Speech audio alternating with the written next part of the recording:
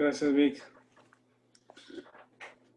Bueno, pues vamos a continuar con capítulo 12, entonces, de Romanos. En todo este tema del Evangelio, esta parte de Romanos 12, que es el fruto del Espíritu, sigue siendo parte de las buenas noticias, pues no ha terminado Pablo de hablar acerca del Evangelio, porque buenas noticias hay para cuando estamos bajo la ira de Dios, separados de Dios por nuestro pecado. Hay una provisión de parte de Dios para ser nacido de nuevo, y ya nacido de nuevo, siguen las buenas noticias para la vida cristiana, pues para nuestro andar diario, teniendo la vista o la mirada en la venida del Señor Jesucristo. Mientras estamos aquí en la tierra, este cuerpo es un cuerpo corrupto, ¿verdad? Que envejece, es finito, y es un mundo que no es el sistema por puede ser en Dios. Y en el creyente ha quedado esto que hemos llamado, o que Pablo llama el mal que mora en mí. Ahora que estamos estudiando Santiago, vemos que le llama la concupiscencia o el mal propio, pues lo que todavía mora en este cuerpo. Pero Dios nos ha dejado, según capítulo 8, la posibilidad o la provisión de parte de Dios de la presencia del Espíritu en el creyente, pues entonces la vida controlada por el Espíritu de Dios no es una experiencia dominical, no es un momento, una experiencia de un día o eventos circunstanciales o externos a nosotros, pues, ¿verdad? Sino la presencia del Espíritu a través de su fruto tiene que ver con nuestra conducta, lo que el Espíritu de Dios genera en nuestra forma de vivir y de ser. Algunos dicen que el cristianismo es una forma de vida. Es mucho más que eso, pues no es un estilo de vida, ¿verdad? Es una unión con Cristo y el poder de la vida de Cristo, participantes de la naturaleza divina, el Espíritu de nosotros. Entonces Él genera este fruto que nosotros no podemos. Y aquí está plasmado en el capítulo 12. Vamos a leer del versículo 1 al 8. Romanos 12, del 1 al 8. Si alguien lo lee, por favor.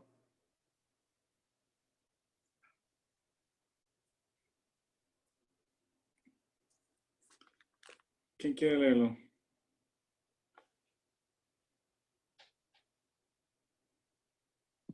Son puntos extras al que lea.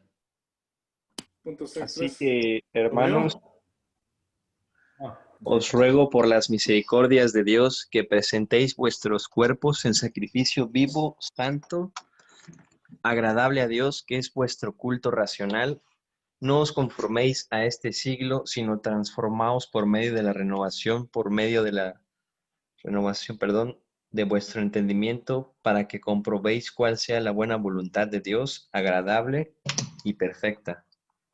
Digo pues por la gracia que me es dada a cada cual que está entre vosotros, que no tenga más alto concepto de sí que el que debe tener, sino que piense de sí con cordura conforme a la medida de fe que Dios repartió a cada uno.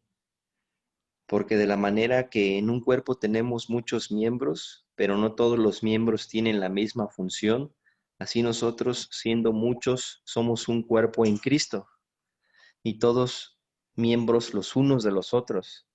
De manera que teniendo diferentes dones, según la gracia que nos es dada, si el de profecía, úsese conforme a la medida de la fe, o si de servicio, en servir, o el que enseña, en la enseñanza, el que exhorta, en la exhortación, el que reparte, con liberalidad, el que preside, con solicitud, el que hace misericordia, con alegría.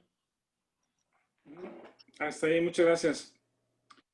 Entonces decíamos la semana pasada que esta llamada consagración del 12:1, presentar nuestros cuerpos en sacrificio vivo, no muerto como el Antiguo Testamento, sino ahora resucitados con Cristo, y nuestros miembros como instrumentos de justicia, ¿verdad? Este cuerpo usado por el Espíritu Santo, hemos de presentarlo así. Dice, y no conformados a este siglo, sino transformados por medio de la renovación de vuestro entendimiento. Pablo en varias veces menciona esta parte de renovar la mente, renovar la mente.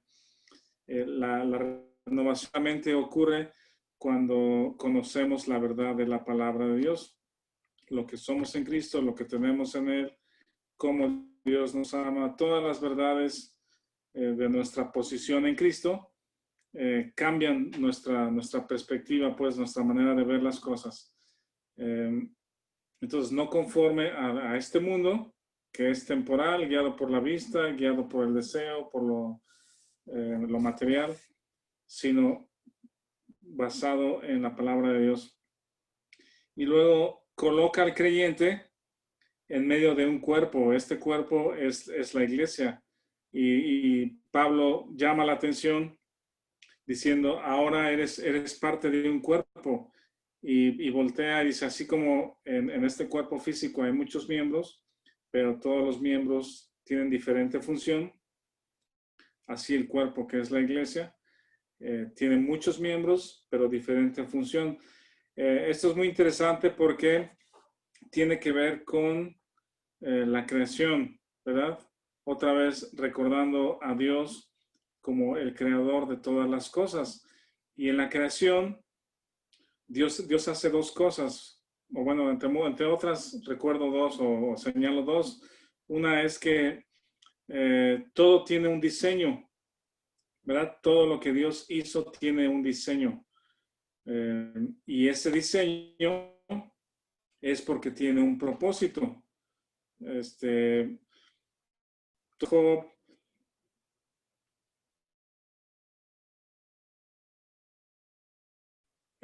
un detalle de lo que hay en la creación. Job acerca de la creación, pero sí podemos voltear y el hombre a estudiar los animales, las plantas, las especies, cuenta de la grandeza, pues, y es muy absurdo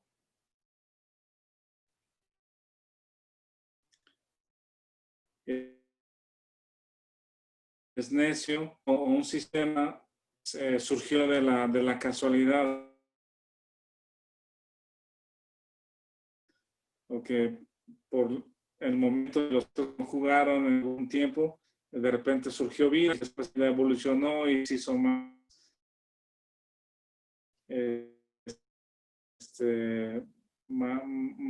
el hombre en su necedad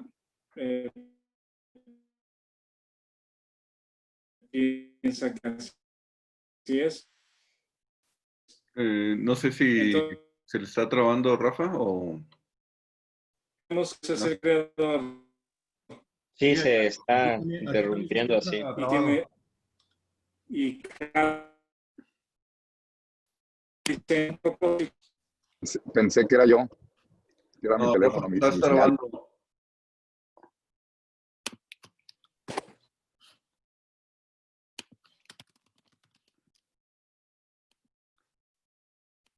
Vamos a esperar que se reconecte ahorita otra vez. ¿Qué? Ujú. Entonces, Estabas comentando lo de la creación y se empezó a distorsionar tu audio. ok. Ya me cambié aquí de red, pero decía que es absurdo pensar, y el hombre lo hace, que no hay creador, pues tiene un sentido más de rebelión en el corazón. Negar que hay alguien creador de todas las cosas, que realmente algún sustento, pues tanto científico como de lógica. Hay un diseño, o Dios en su creación diseña las cosas creadas, y ese diseño es porque hay un propósito. Y si analizamos o estudiamos la ciencia, estudia, ¿cómo se llama? Las ciencias naturales, el medio ambiente, el reino animal, el reino vegetal, los sistemas que funcionan en el cuerpo humano. Realmente es asombroso cómo está perfectamente diseñado y con un propósito. Entonces, ahorita vamos a ver quiero decir Corintios 12, donde también habla un poquito de estas cosas. Entonces, Pablo dice al creyente, el Espíritu está en control, tú te presentas a Dios como instrumento de justicia, renuevas tu mente, ajustándonos a la verdad de la palabra, y estás en medio de un cuerpo, o eres parte de un cuerpo, ¿sí? Entonces, en ese cuerpo, todos son miembros los unos de los otros, es decir, cuando nos damos cuenta que integramos una iglesia, un cuerpo, que hay otros creyentes como nosotros, no solamente es una reunión física que se juntan en un lugar determinado, pues, para cantar o leer o estudiar, sino realmente es un cuerpo espiritual, y Dios ha diseñado ese cuerpo espiritual para que se edifique mutuamente. Mencionábamos que el creyente no puede ser edificado fuera de la iglesia, porque Dios usa a los creyentes en la iglesia para edificarnos, para alentarnos, animarnos, enseñarnos, alentarnos a la fe, a conocer más a Dios. Eso lo hace en la iglesia. Entonces, realmente hemos de valorar la iglesia y amarla, sabernos parte de ese cuerpo que es la iglesia. Y también comentamos la semana pasada que pudiéramos eventualmente, o hay creyentes que se desilusionan, se desaniman, o por malos testimonios, o porque la iglesia no funciona, o porque no se atienden mis necesidades. Pero realmente esa parte hemos de regresar a confiar en Dios, en que Él nos lleva a un cuerpo que nos edifique, ¿verdad? O que nos use para edificar a ese cuerpo, para que regresen a la verdad, que regresen al orden, en fin, servir también en medio de ese cuerpo. Y luego, esta capacidad o esta dones que le llaman el versículo 6, 12:6. ¿Alguien quiere buscar ahí tú que estabas ahí con el interlineal griego, la palabra dones? ¿Cuál es en el original? Del versículo 6, 12:6.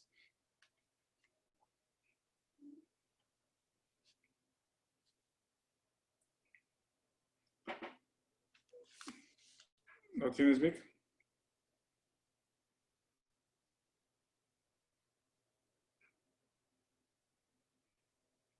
Hoy, ya lo tengo. No, déjame checar aquí. Dice 12:6, ¿verdad? Sí, diferentes dones, carisma. diferente carisma. Mm. Ajá. Esa parte. Y luego, según la gracia, que es la segunda palabra que está ahí, ¿qué palabra es gracia? Charis. Caris. Es charisma y charis. Ajá, es la misma palabra, dones, que gracia, ¿verdad? Dice diferentes carisma, o diferentes dones, o diferentes gracias, ¿verdad? Pero provienen de una sola fuente, que es la gracia que nos es dada. Hay otro texto, si no mal recuerdo, en Timoteo, que habla de la multiforme gracia de Dios, ¿verdad? Entonces, es una fuente que es el Espíritu Santo, es dado por Dios a los creyentes, pero se deriva, digamos, en variedad, o en diferentes formas, o en diferentes gracias. Entonces, aquí en esta sección, versículo 6, 7 y 8, menciona 7 de esas gracias, o 7 gracias, o 7 dones. Y los podemos enlistar, los pueden subrayar, que son profecía, servicio, enseñanza, exhortación, repartir, presidir y hacer misericordia, ¿verdad? Ahí están los 7. Espero que los identifiquen o los subrayen ahí. Estos 7 dones, hay quien les llama los dones motivacionales. Y no está mal ese nombre, pues no es un nombre que venga aquí en el texto bíblico, pero es algo que Dios ha puesto que nos impulsa, ¿verdad? No necesariamente con algún ministerio específico en la iglesia, algún servicio encargado, sino simplemente es algo que te mueve, algo que te conduce, ¿verdad? Entonces, estos 7 dones: profecía, servicio, enseñar, exhortar, repartir, presidir y tener misericordia. Entonces, alguien decía también en una ocasión, imagínense una escena donde están una serie de creyentes, pues hay 10, 12, 15 creyentes ahí, o en una fiesta, están compartiendo alimentos y de repente llega el momento del pastel, ¿verdad? Entonces, ¿cómo reaccionaría cada uno de estos creyentes si hubiera uno con cada uno de estos dones? Entonces, el escenario es la escena es que uno de los hijos, que bien puede ser Natanael, trae el pedazo de pastel, pues, o el pastel en su plato, y lo coloca en la orilla de la mesa, pero no lo pone bien sobre la mesa, sino está medio orillado y de repente se desbalancea el plato y se cae y ensucia la alfombra, ¿verdad? ¿Cómo reaccionarían ante un problema o una situación como los 7 dones, ¿verdad? Entonces, el de profecía, en este sentido, no es una persona que va a hablar acerca de las cosas que vienen en el futuro, como un adivinador, pues, sino siempre el profeta, o la característica del profeta desde el Antiguo Testamento, es una persona que habla la palabra de Dios, ¿verdad? Que habla la palabra, habla la verdad. Esta, digamos, que puede ser la característica del profeta en el Nuevo Testamento, habla la verdad de la palabra de Dios. Entonces, la persona que tiene esta característica de profeta, lo que hace es declarar la verdad y puede decir: Natanael, ya tiraste el pastel, ¿verdad? No está haciendo nada malo, no está ofendiendo, al menos no es su intención ofender a nadie, pero está declarando la verdad de lo sucedido. Natanael, ya tiraste el pastel o el plato con el pastel, ¿verdad? Está expresando algo y pues la persona puede sentirse un poquito dañada porque se le expuso delante de las personas, pero esta es una expresión, digamos, del profeta. Habla y declara y dice la verdad. Y luego viene, por ejemplo, el de servicio. El de servicio no diría absolutamente nada, pero inmediatamente se levanta para recoger el plato o para buscar la escoba y el recogedor para limpiar ahí, o el trapo para limpiar, ¿verdad? Inmediatamente su intención o su deseo es satisfacer o llenar una necesidad. Hay una necesidad y él, sin decir nada, va y lo hace, trata de ayudar. Y luego el de enseñanza, él va a procurar que no se repita el evento, ¿verdad? Entonces diría Natanael, aquí hay otro plato, o te van a dar otro plato, pero ten mucho cuidado para colocarlo en medio de la mesa, no en la orilla de la mesa, ¿verdad?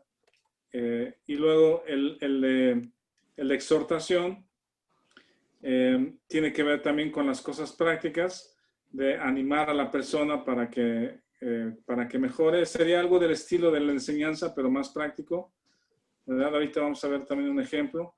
Y luego el que reparte es una persona que tiene el deseo de dar, de compartir lo que tiene, lo que administra o que administra bien, tiene el deseo de compartir. Entonces quizá esta persona sacaría de su bolsa un billete y diría: ahorita regreso, o quién quiere ir, aquí yo pongo para reponer el pastel que se tiró, y quiere ayudar de esa manera.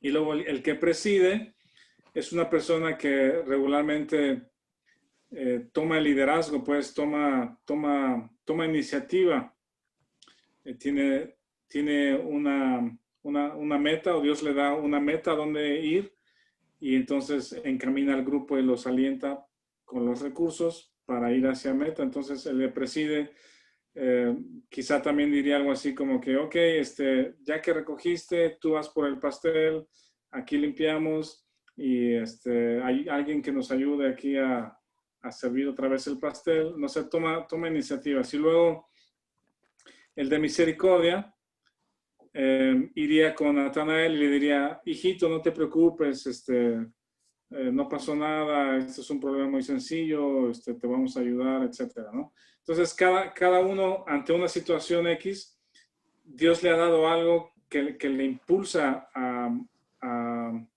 participar en el grupo. ¿Aquí tienen alguna pregunta, algún comentario?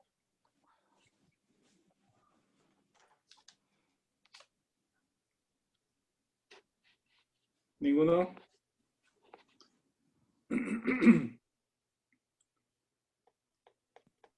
¿Cómo se llaman esos dones, Rafa?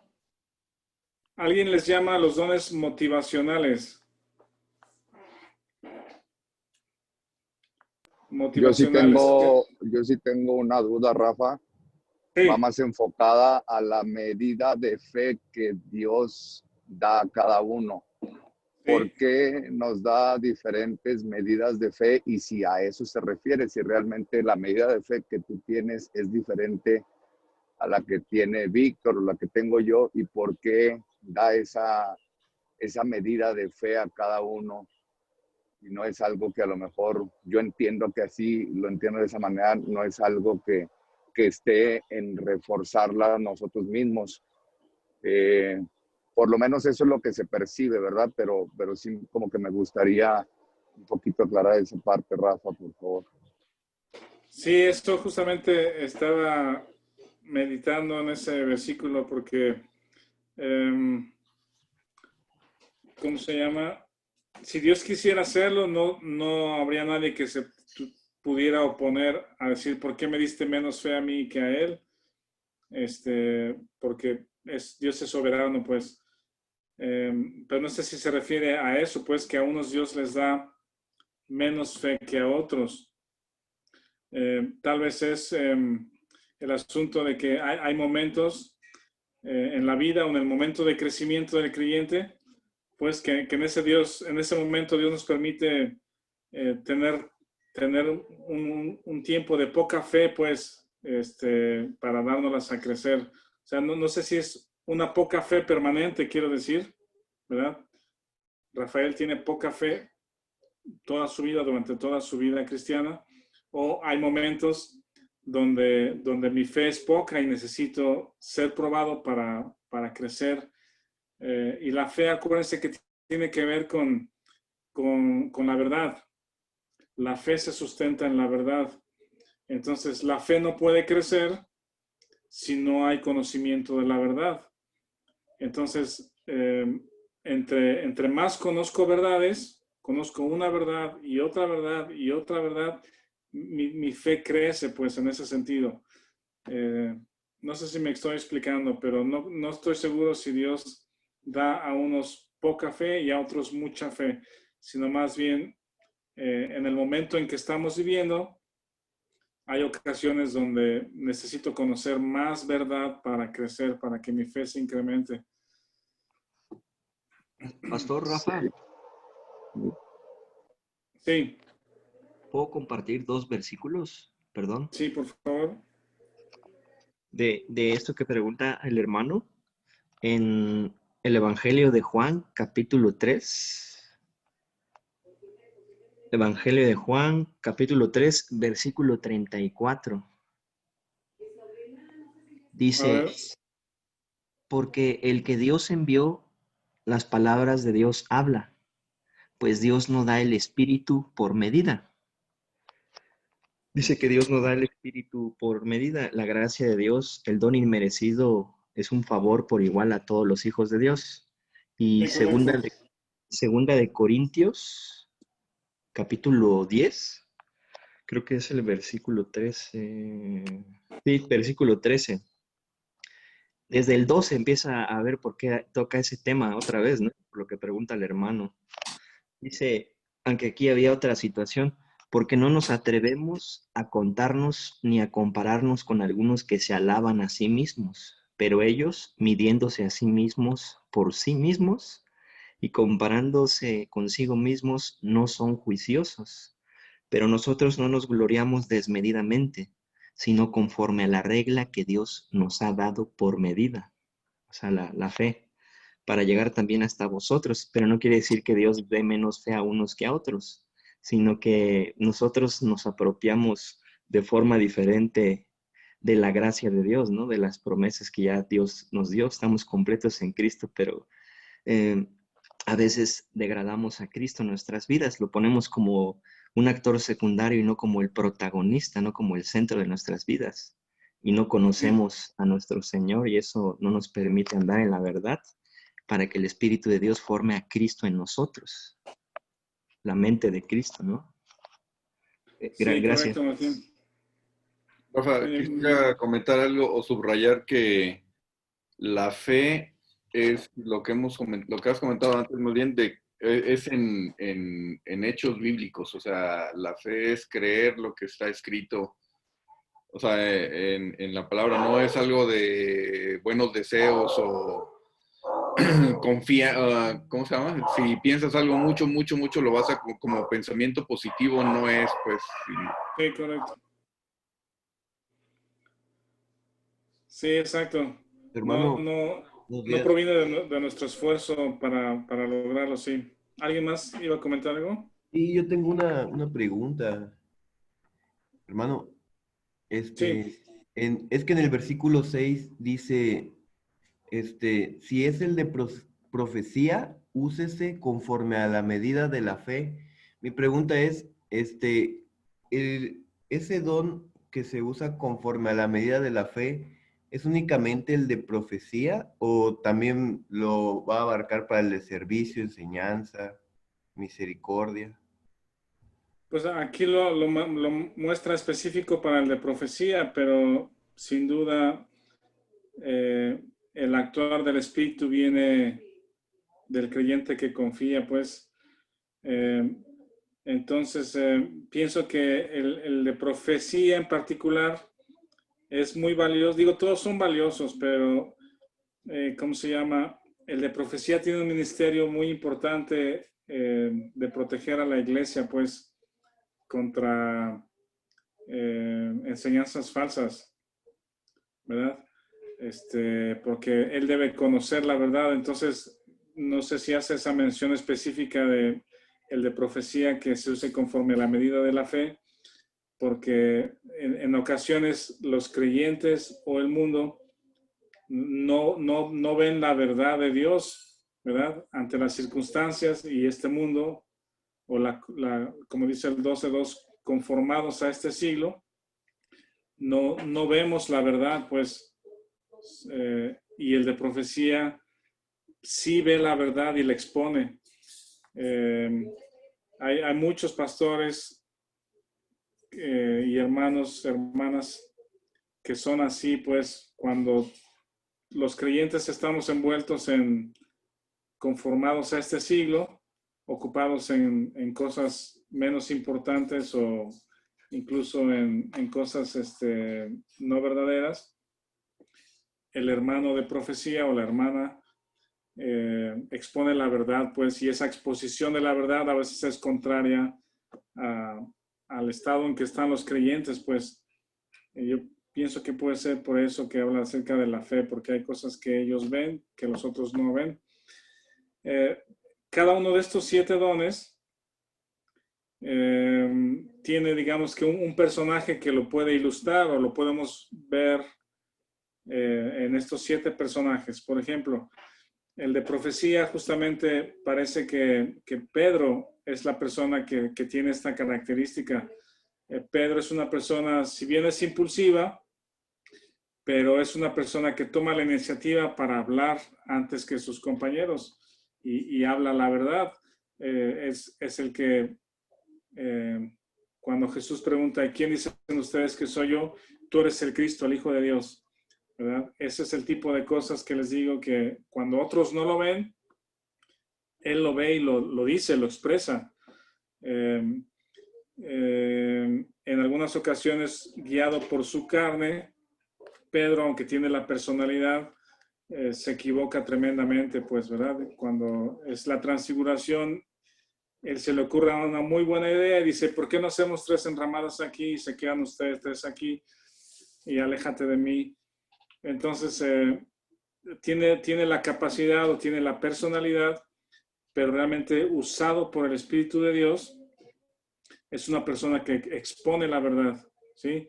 Y en la iglesia hacen falta o la iglesia requiere predicadores, hermanos, hermanas, que expongan la verdad de Dios. Y luego esta característica del de profecía, también podemos decir que ama más la verdad que a las personas, ¿sí? En ese sentido de que si esta persona tiene que inclinarse más hacia la verdad o hacia la persona, se va a inclinar hacia la verdad. Quizá en ocasiones algún hermano o alguna hermana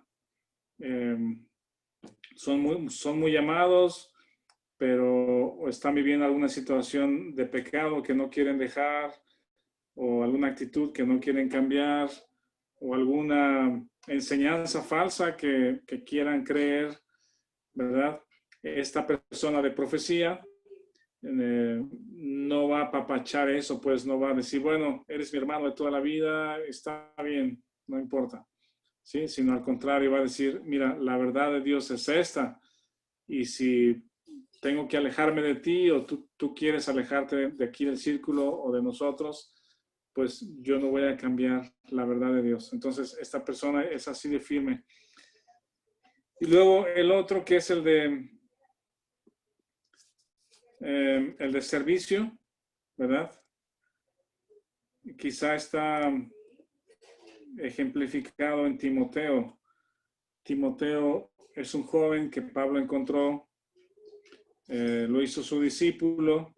Este joven no tenía la imagen paterna bueno, no la imagen paterna, sino más bien su padre era griego, entonces no tenía ¿cómo se llama? El liderazgo de parte de su padre para la verdad. Eso, la verdad se la enseñó su madre y su abuela, ¿no? Entonces Timoteo lo usa o lo atrae hacia él y lo hace parte del equipo misionero, y eventualmente después él es parte del liderazgo del servicio del pastorado en Éfeso. Pero Pablo se confía en él o descansa en él, en que Timoteo es un servidor que le ayuda. Dice, tráeme el capote que dejé y trae los libros y ve para allá. Entonces Timoteo tiene la actitud y el deseo y la confiabilidad para el servicio, ¿verdad? Pablo le encarga algo y Timoteo lo hace diligentemente. Y luego el otro es el de enseñar. Creo que el que ilustra el don de enseñar debe de ser Lucas. Lucas es una persona, un educador que Dios usa a un nivel importante, como Josefo o a nivel de otros historiadores a lo largo de la historia. Hay personas que han documentado pues registros de eventos en la historia. A ese nivel está Lucas. Y Lucas acompaña a Pablo en sus viajes misioneros, va ahí al concilio de Hechos 15, pero él dice diligentemente cuando escribe sus 2 libros o sus 2 cartas, que es Lucas y Hechos, dice ahí déjenme leer. Lucas literalmente le está diciendo a Teófilo, dice, puesto que ya muchos han tratado de poner en orden la historia de las cosas que entre nosotros han sido ciertísimas, tal como lo enseñaron los que desde el principio lo vieron con sus ojos y fueron ministros de la palabra, me pareció también a mí, después de haber investigado con diligencia todas las cosas desde su origen. Ahí describe ese deseo, ese impulso que Lucas tiene para rascar, para indagar, para preguntar. Dice, investigué diligentemente. ¿Verdad? No es algo que escuchó por ahí ligeramente o si es un chisme y él dijo, pues la resurrección fue así porque alguien lo dijo, pues por ahí lo escucharon. Sino estoy seguro, por la forma en que aquí Lucas lo describe, dice, los que enseñaron y lo vieron con sus propios ojos, ¿verdad? Esos son los testigos. Y entre esos testigos que vieron la resurrección y el ministerio de Jesús, pues está Pedro, está Juan, está Santiago, está María, están las otras mujeres. Y estoy seguro, por la forma en que aquí escribe, que Lucas se sentó con María para preguntarle cómo fue el nacimiento de Jesús. Si no hubiese sido así, Lucas no hubiera escrito todos estos detalles, pues, de la visita de María a Elizabeth y cómo el bebé brincó en el vientre y el nacimiento de Jesús y los ángeles y los pastores, ¿verdad? O sea, esa parte no la inventó Lucas, pues, ¿verdad? Ni la escuchó de ahí de algún chisme o algún rumor, sino estoy seguro que con esa diligencia, investigación, desde su origen, Lucas sacó esa información de los testigos y de las personas que participaron. Entonces, esta parte, las personas que enseñan en medio de la iglesia son muy importantes o son importantes también porque indagan el origen, las palabras, el contexto, el escritor, el tiempo, qué significan las palabras, y lo expresan o lo desmenuzan de alguna forma que es fácil de entender para los creyentes. Entonces puede haber pastores, puede haber hermanos, puede haber hermanas. Peque también tiene quizá el don de enseñanza, a lo mejor, entre otras cosas. Dios la usa para compartir. De hecho, Peque, estoy revisando, no revisando, sino escuchando lo que me compartiste justamente del estudio de Romanos. Pero bueno, Dios utiliza a las personas que enseñan porque tienen ese deseo de investigar, rascar, preguntar. Hay otras personas que no te creen lo que dices hasta que van, lo corroboran, lo investigan, leen en otro lado y eso está perfecto. Pues eso es lo que los creyentes deberíamos hacer, no creer todo lo que se nos diga desde los púlpitos, sino como los de Berea, que investigaban, corroboraban que las cosas fueran verdad. Y luego el que sigue es el de exhortación. Quizá la diferencia con el de enseñanza es que el de enseñanza puede ser como que muy, muy teórico a los textos, al texto bíblico, ¿verdad? Muy apegado al texto bíblico, el de enseñanza. Y el de exhortación quizá está más orientado al aspecto práctico, ¿sí? Y el de exhortación, el hermano o la hermana de exhortación, o el don de exhortación está ilustrado por Pablo. Pablo quizá tenía muchos dones, o Dios lo usó de diferentes maneras, pero una característica del hermano o la hermana que exhorta no solamente es que usa la palabra de Dios para alentarte, sino la ilustración puede ser, es una persona que te da su hombro para ayudarte a caminar, pues, ¿verdad? Es una persona que te llama por teléfono y ¿cómo sigues? Si, por ejemplo, hay una persona, una familia en la iglesia que está batallando con la educación con sus hijos o tiene un hijo adolescente con problemas de rebeldía o cosas así, quizá el de enseñanza le diría, mira, la Biblia dice, hijos, obedeced a vuestros padres, padre, no, exasperéis a vuestros hijos, disciplínalos en el Señor, ¿verdad? Porque eso es lo que el texto dice.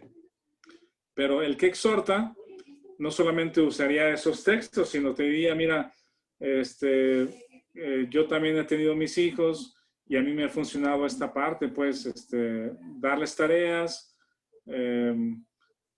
ayudarles a hacerlo. Si la tarea es, digamos, sí, haz tu cama o recoge tu cuarto, bueno, me siento con ellos, recojo los juguetes en una caja, hay que ponerles una caja para que guarden sus juguetes, hay que enseñarle a estirar en la cama, que quede parejita, en fin, o sea, se va a detalles más prácticos, ¿verdad? Y después le llama por teléfono, oye, ¿cómo te va con tu hijo? Si quieren, vénganse acá para platicar y nos juntamos y vamos al parque con los 2 hijos. En fin, ¿verdad? Es esa parte práctica del día a día. Eso lo hace la persona de exhortación y es muy necesaria también en la iglesia. Sí. Podríamos decir que esto va muy relacionado con el don de consejería y quizás de visitación. Yo creo que sí. Es más una persona un consejero, no psicólogo, pero sí un consejero, pues, que con base en verdades bíblicas va contigo en el camino, ¿verdad? Y ya que saliste de esa parte, ya, ok, síguele, pero si me necesitas, aquí estoy. Yo creo que sí. Gracias, Rafa. Y luego, el que sigue es el que reparte. Y cuando se refiere a repartir, no es repartir las cosas de los demás, sino es el que da, ¿verdad? Esta persona que tiene el don de repartir es una persona que tiene el deseo de dar, de compartir lo que él tiene o lo que Dios le ha dado. Y esa es la primera característica de esta persona, que él sabe que lo que tiene, poco o mucho, es de parte de Dios. Él se sabe administrador o ella se sabe administrador de las cosas de Dios. Entonces, no es una persona, bueno, sí es una persona generosa, pero no es una persona que despilfarra los recursos, ¿sí? Tanto tiempo, bienes o financieros, no los despilfarra así regalando el dinero, ¿cómo se llama? A todo mundo que lo necesita, sino es tan cuidadoso y buen administrador o administradora de los bienes que Dios le ha dado, que lo hace con cuidado y lo sabe, lo usa donde sabe que Dios le está impulsando a hacerlo. Y mayormente no es regalar dinero a las personas, sino ocurre en muchos casos en que es a proyectos. Cuando la iglesia tiene un proyecto bien definido, con tiempos, personas, recursos o necesidad de recursos, estas personas que reparten participan en esos proyectos, ¿verdad? No es nada más de regalar dinero a los necesitados, sino impulsar proyectos en medio de la iglesia. Y luego el otro es el de presidir. ¿Quién sería la persona aquí que lo representa, Rafa? Correcto, sí es cierto. Sería Lidia, ¿no? La mujer vendedora de púrpura, hermano. O Bernabé. No recuerdo, puede ser Bernabé, el hijo de Consolación, que cedió sus terrenos, no terrenos, sino dice sus herencias, ¿no? Su herencia. Vendió una heredad, sí, un terreno. Sí, vendió una heredad. Podría ser Bernabé. Lo que recuerdo ahorita es que puede ser Mateo, es el que yo tengo aquí anotado. Pero Mateo, ¿cómo se llama? Siendo un publicano o un traidor para los judíos, recaudando impuestos para los romanos, se hizo de riquezas, pero eventualmente cuando conoció a Jesucristo, repartió esos bienes. Pero sí, también puede ser Bernabé, puede ser Lidia, que era vendedora de púrpura y apoya al ministerio de Pablo. Y luego el que preside, también me gusta porque la iglesia necesita personas que presidan. Son personas que Dios les da la capacidad de liderear, de ser líderes, de ir adelante, ¿verdad? De ir adelante, de abrir camino, de ver cosas que los otros no ven y alentar a los demás a ir hacia allá. Pues tiene que ver con organización, tiene que ver con búsqueda de recursos, tiene que ver con alcanzar las metas, de definir tareas, ¿verdad? Ese es el que preside, dice, con solicitud o con diligente. Yo pienso que en la iglesia, bueno, no podemos organizarnos humanamente para que haya 7 personas con estas características y hacemos funcionar una iglesia, ¿verdad?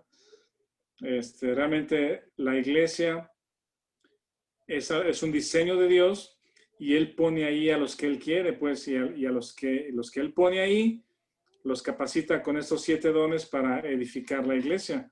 Y la iglesia necesita este tipo de líderes, personas que con diligencia tomen el liderazgo, ¿cómo se llama? Planeen una reunión, den seguimiento. Y la persona que ilustra este don es Nehemías. Nehemías en el Antiguo Testamento. Recuerdan su historia que los judíos fueron llevados cautivos a Babilonia, 70 años, y allá están las historias de Daniel y sus amigos, y otra de esas historias en el cautiverio es la de Nehemías, y el trabajo que él hace pues es probar o servir el vino del rey, es el copero, pues eso es un sirviente, pues, pero cuando escucha que en Jerusalén están padeciendo y están siendo oprimidos y están, ¿cómo se llama?, la ciudad destruida, ese fuego, ese impulso, pues, que Dios pone en el corazón de las personas, no se puede quedar ni callado ni sentado, ¿verdad? Y entonces habla con el rey, o más bien el rey le pregunta, ¿qué tienes? Que tu rostro estás triste, pues nunca has estado triste, ¿qué te pasa?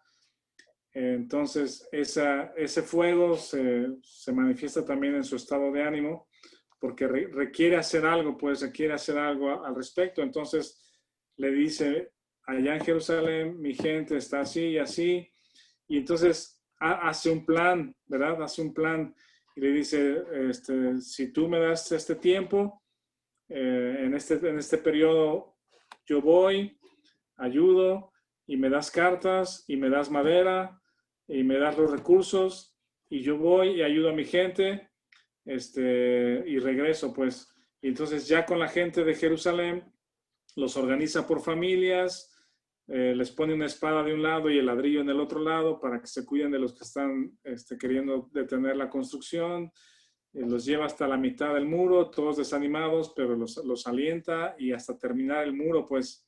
Entonces, todo este proceso de liderazgo es bien importante, es bien padre, pues, porque de repente tenemos muy buenas ideas para cualquier cosa, pero no las llevamos a cabo, ¿verdad? Entonces, el liderazgo tiene que ver con tener una buena idea, implementarla, traer los recursos, organizar a la gente y ahora sí dirigir la tarea, pues, y no solamente hasta la mitad, sino hasta terminarla.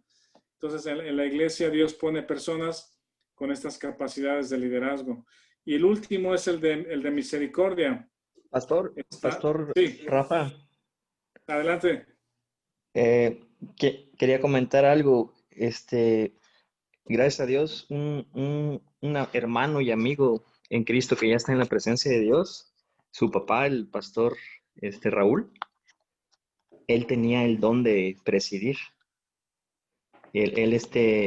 Dios lo proveyó, ¿no? Para discipularme y enseñarme muchas cosas, y yo podía ver que él tenía ese don en la iglesia.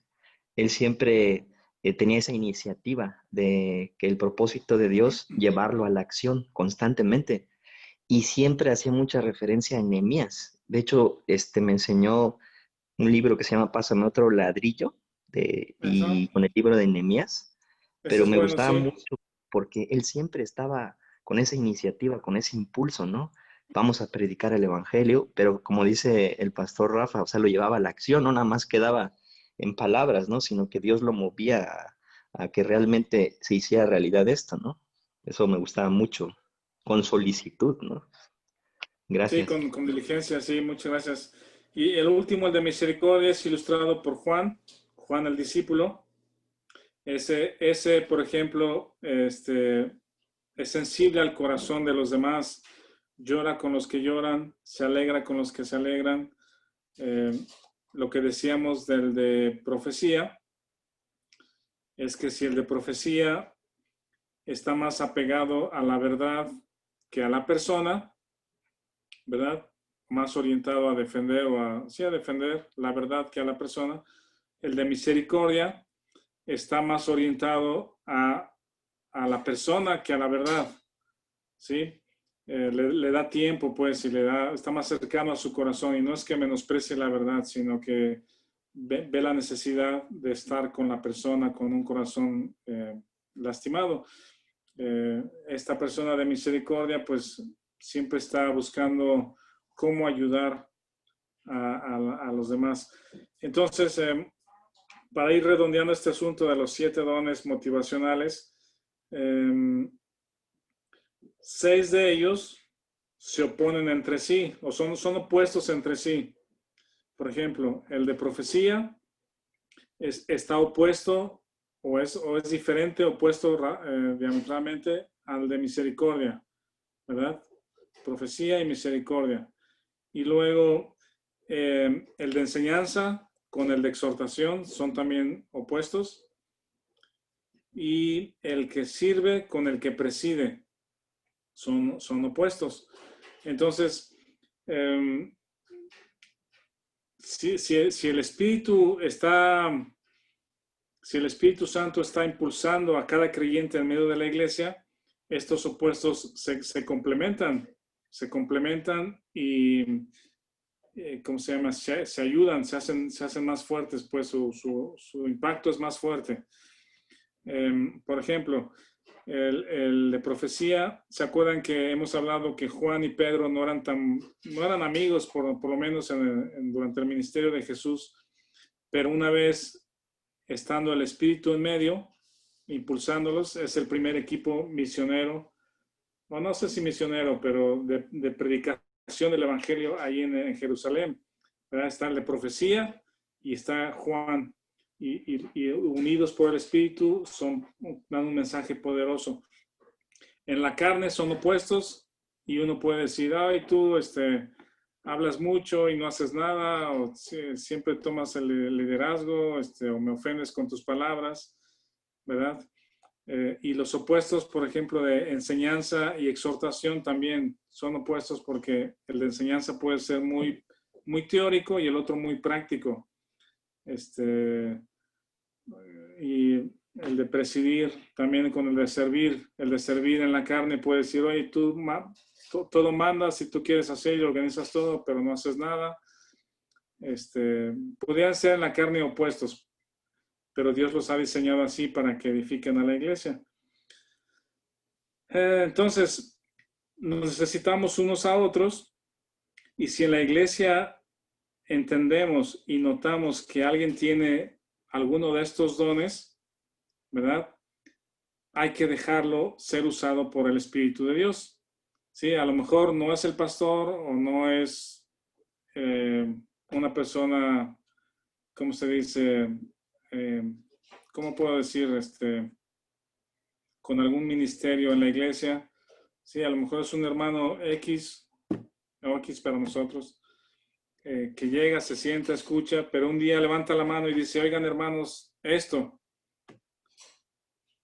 Y si entendemos que esa persona tiene el don de profecía, hay que hacerle caso, pues, porque Dios le está poniendo ahí para edificarnos, ¿verdad? O si una hermana levanta la mano, oigan, hermanos, ¿por qué no organizamos una visita con los jóvenes ahí, por ejemplo, aquí en Guadalajara tuvimos la visita a los migrantes, ¿verdad? Que se ponen ahí en la vía del tren. Y si una hermana o un hermano notamos que tiene ese impulso de misericordia hacia los perdidos o a los necesitados, hay que escucharlo, pues, y la iglesia es edificada con este tipo de formas en que el Espíritu usa a las personas. Bueno, yo creo que podemos detenernos aquí. Si tienen alguna pregunta o comentario, adelante, por favor. Yo tengo un comentario, Rafa. Como dice el versículo 4, de 12:4, porque de la manera que en un cuerpo tenemos muchos miembros, pero no todos los miembros tienen la misma función. O sea, muchas veces o sea, Dios es el que se encarga de integrar el cuerpo, pues, o sea, no somos nosotros. Él, así como hace la iglesia, hace el cuerpo y pone a las personas indicadas para edificar al mismo cuerpo, ¿no? También lo que son los dones, los talentos, ¿no? Que no es lo mismo. Los dones son para la edificación de la iglesia y talentos son pues bendiciones también que da Dios de cierta forma, ¿no? Sí. Como la música y eso, ¿no? O sea, no es el don de la música, ¿no? El don o sea, cosas así, pues. Y pues básicamente eso, o sea, que Dios es el que nos da dones. Falta algunos de los maestros, donde hace pastores y maestros, o sea, la cuestión del pastor que es un don también, que no es una posición, no es un rango, pues, que Por tendemos supuesto. Ujú. La Iglesia Universal tiende a decir, bueno, es el pastor, pues es el de más alto jerarquía, Rango. sino que es un don que Dios da a ciertas personas para pastorear a la iglesia, ¿no? Sí, correcto. Sí, yo creo que la próxima semana vemos esos dos textos de 1 Corintios 12 y Efesios 4, donde menciona esas dos listas, que también son dones de Dios o gracias que Dios trae a la iglesia. Bueno, muy bien, yo creo que ya llegó la hora, ¿verdad? Ya, 8:30. Muchas gracias a todos. Ya, muchas Muchas gracias. gracias. Buenos Que días. tengan